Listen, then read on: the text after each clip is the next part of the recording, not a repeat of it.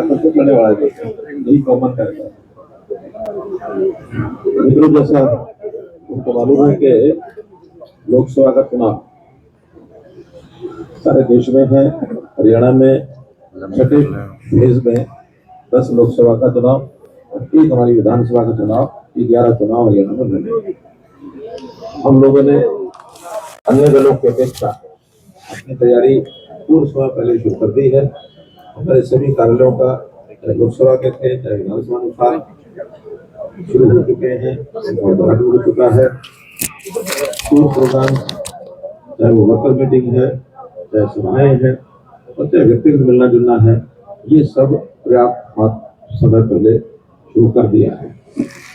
अभी क्योंकि समय पर्याप्त है, लगभग 50 दिन हमारे पास है चुनाव के लिए, तो 50 दिन में हमारा कार्यकर्ता बूथ लेवल पर एक्टिव होकर के घर घर जाने का काम, लाभार्थी संपर्क का काम, वोटर संपर्क का काम, तो खास करके नए वोटर्स उनको संपर्क करना और अपने केंद्र सरकार की माननीय मोदी जी की जो उपलब्धियां वो हमने घर घर पहुंचानी है, बतानी है। तो लोकसभा का चुनाव है। हाँ, साथ ही हमारी 9.5 साल की जो प्रदेश सरकार की उपलब्धियां वो भी निश्चित रूप से बताएंगे। कुल मिलाकर जनता इसमें उत्साहित है।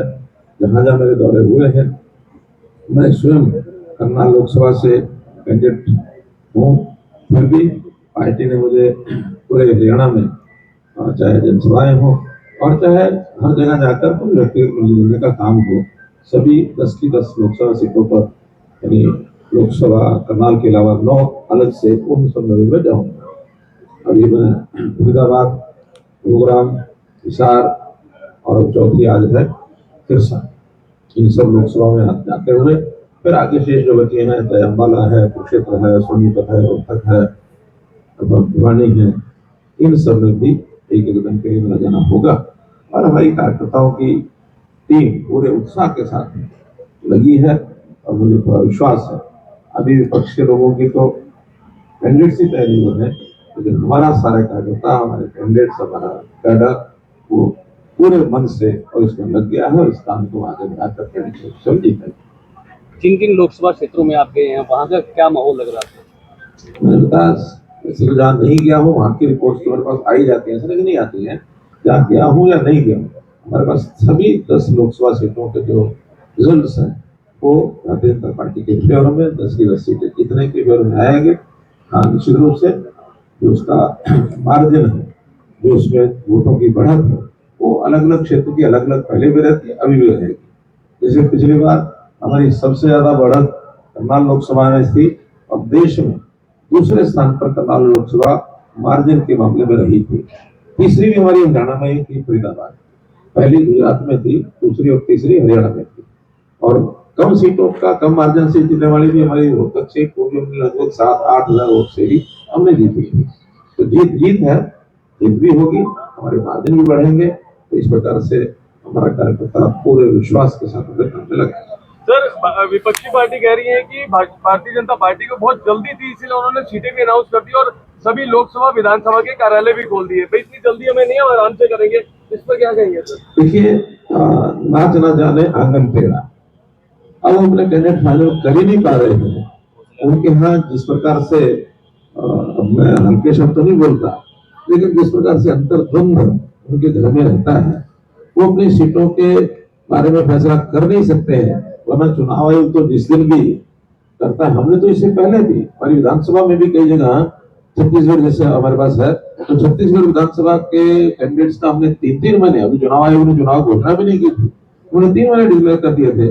उनको डर लगता है कि एक को अगर करेंगे तो दूसरा जो है वो अंक तय करेगा, दूसरा विरोध करेगा, उनके लोग बटेंगे। क्योंकि जितना अंतर विरोध कांग्रेस में खास करके देखने को मिल रहा है, भारतीय जनता पार्टी को टच भी नहीं कर सकता। वहां तो एक मुख्य धारा में है और एक एसकेआर की धारा में है, कोई तीसरी धाराएं भी बनी हुई है। तो हमारे यहाँ अनुशासित पार्टी बनाते हम जब भी करेंगे और जितना समय ज्यादा काम करने को मिलेगा उतना ही लाभ होगा।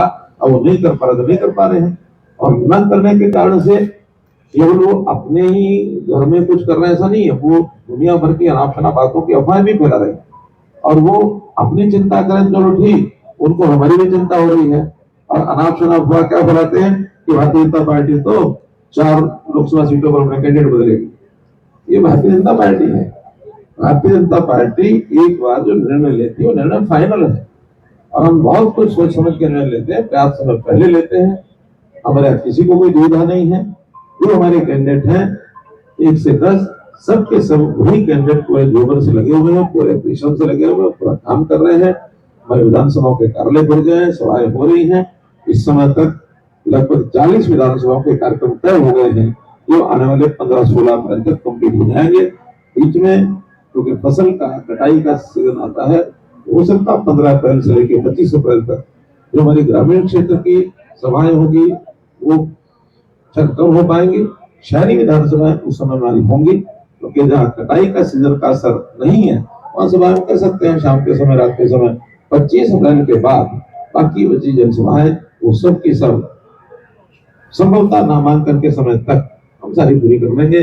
6 मई नामांकन का अंतिम दिन है, और शायद 9 या 10 को विड्रॉल का अंतिम तिथि है। उसके बाद लगातार 14 दिन प्रचार अभियान है, डोर प्रचार अभियान करेंगे। हमारे हर समाज में लोग जाएंगे, हर इलाके में जाएंगे, बूथ लेवल तक जाएंगे। न केवल बूथ लेवल तक, बल्कि हमने हर बूथ को उसके भी जितने वोटर लिस्ट के पन्ने होते हैं उतने भागों में बांटा हुआ है। एक पन्ने में 60 वोट लिखे होते हैं। 60 वोटों को संभालने वाला एक हमारा कार्यकर्ता होगा। हमारी एक माइक्रो मैनेजमेंट, एक साइंटिफिक करके वो चुनाव लड़ते हैं, और इसी कारण से देश में आगे बढ़ रहे हैं। आज देश की चुनाव वाले चाहे स्टेट्स हो चाहे अन्य हो, पूरे देश में सबसे ज्यादा राज्यों में शासन भारतीय जनता पार्टी का है, सबसे ज्यादा विधायकों की संख्या भारतीय जनता पार्टी की है, सबसे ज्यादा सांसदों की भारतीय जनता पार्टी की है। और जिस मेहनत से हमारा नेतृत्व, हमारे नेता, हमारी नियत, हमारी नीति, इनके साथ जो हम चल रहे हैं, लगातार हम इस अपने प्रथम स्थान को बनाए रखेंगे, ऐसा मेरा विश्वास है। सर, भाजपा उम्मीदवारों का गाँवों में विरोध हो रहा है, वही मिलता रहता है जो उनको जलपान मिलता होगा कीचड़ में। कुछ लोगों को उस कीचड़ में ही जो कमल खिला होता है वो दिख जाता है, तो जो कमल दिख जाता है वो फिर फटाफट कमल की सवारी करते हैं। अब कमल की सवारी में आनंद लेने वाले जो लोग आनंद लेते रहते हैं। कभी कभी वो कमल पर चढ़ गया और उसको लगे कि मैं तो वहां जाता, वो ज्यादा मजा था, या तो कुछ मजा नहीं है, तो मजा लेने के लिए फिर कीचड़ में घुस जाता है। सर, किसानों का कहना है कि बीजेपी जेजेपी ने अपने समय रहते हुए उनको दिल्ली कूच नहीं करने दिया, इसलिए अब बीजेपी के नेताओं को गाँव में नहीं घुसने देंगे। देखिए, हमने दिल्ली के लिए मना नहीं किया, क्योंकि अभी भी एक प्रदर्शन करके आए हैं दिल्ली में। विषय इतना ही था कि जो साधन ट्रेवलिंग के होते हैं, ट्रांसपोर्ट के होते हैं, उनसे जाइए। आप ट्रैक्टर पर प्रदर्शन करके उस ट्रैक्टर में भी ऐसे ऐसे उसका जो करके ले जाते हैं, उसके ऊपर अटैचमेंट, और वहां जाकर के जिस प्रकार का एक न्यूसेंस बचाने का उनका मनसूबा होता है, तो मैंने पिछली बार देख लिया। अगर ये सारे किसान नहीं है, इनमें कुछ इस प्रकार के सो कॉल्ड, जिसको कहना चाहिए एक ऐसा सीन पैदा करते हैं न्यूसेंस का, कि जिसका दुनिया को ध्यान आकर्षण जाए। आखिर ये वही लोग हैं जो लाल किले के ऊपर चढ़ गए थे। ये क्या दिल्ली जाने की बात थी? लाल किले पर चढ़े जाए, जो लाल किला हमारे सोवरेनिटी का प्रतीक है, जहाँ 15 अगस्त को प्रधानमंत्री झंडा लहराते हैं, और वहां जाकर के बदमाशी करेंगे, तो आखिर एक बार कोई घटना हो जाए तो अगली बार सावधानी नहीं रखनी पड़ेगी। पिछली बार एक साल भर हमारे दोनों बॉर्डर, सिंगू बॉर्डर, टिकरी बॉर्डर, वहां तक कितना व्यापार नुकसान हुआ, हजारों करोड़ रुपए का नुकसान हुआ। तो उसकी व्यवस्था, रोकथाम का लोगों को, आखिर इनका अधिकार है तो लोगों का बहुत बड़ा अधिकार है। हमने उनको कहा कि ये ट्रैक्टर वैक्टर इस प्रकार के जो आगे पीछे इसका हथियार लगा के ले जाए, ये अलाउड नहीं है। आप बसों से जाएं, आप अपनी गाड़ियों से, कारों से जाएं, आप ट्रेन से जाएं, आप पैदल जाएं।